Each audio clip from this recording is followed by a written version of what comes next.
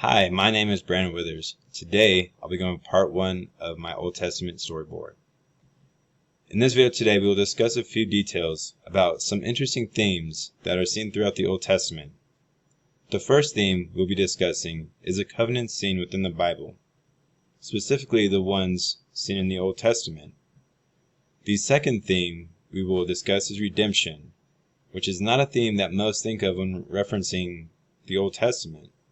With all the major themes you see when diving into Old Testament, these are the two that I find the most interesting and most relevant to the overall storyline found within the Old Testament.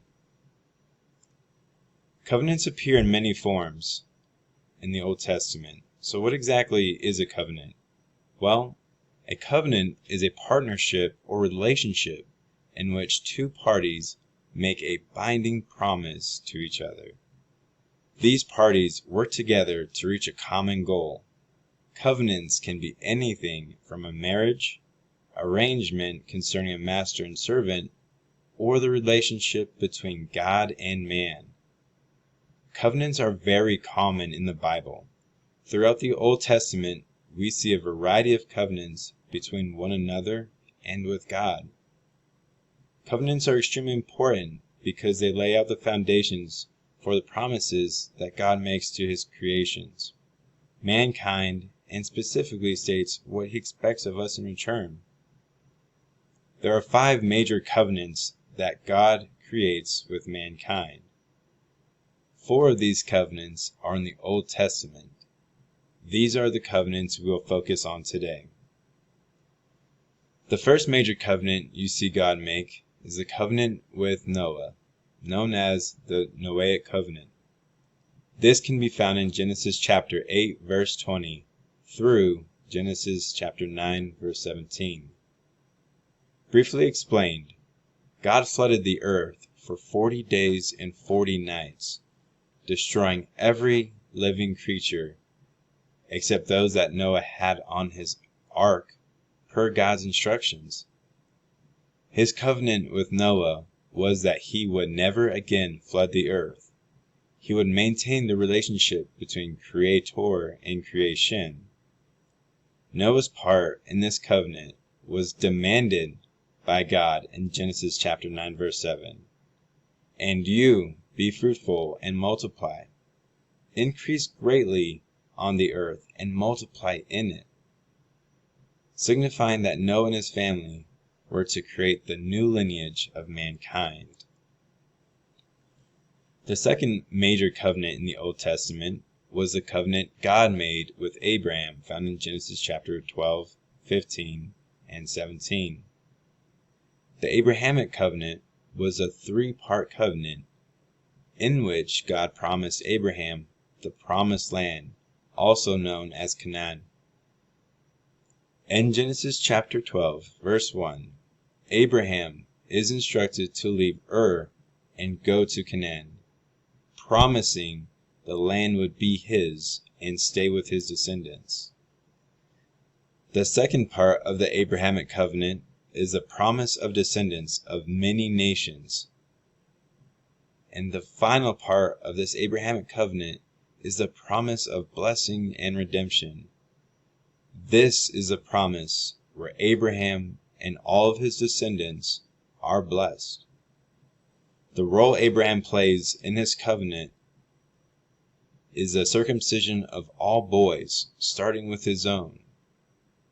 In Genesis chapter 17 verse 10, it reads, "This is my covenant, which you shall keep, between me and you, and your offspring after you. Every male among you shall be circumcised." The third major covenant is the Mosaic covenant, which is God's covenant to Israel.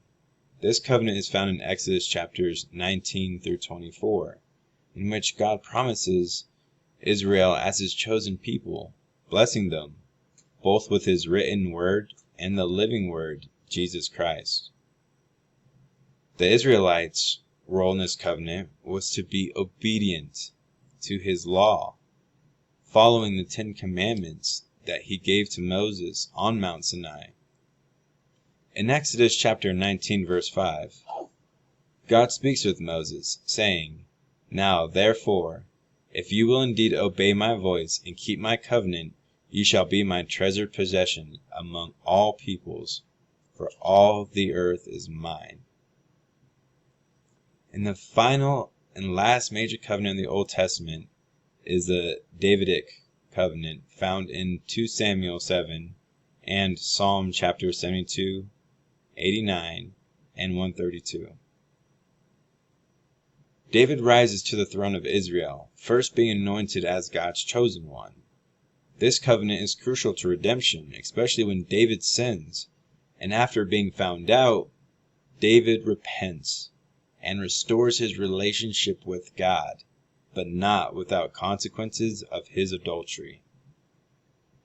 This covenant shows that even with the greatest of sins, and attempting to cover up those sins, God is willing to forgive us and offer redemption.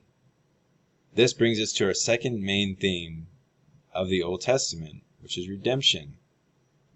Redemption, again, isn't really a theme that people think of being a major relevant theme in the Old Testament, as it is mostly found in the New Testament theme with the sacrifice of Jesus Christ.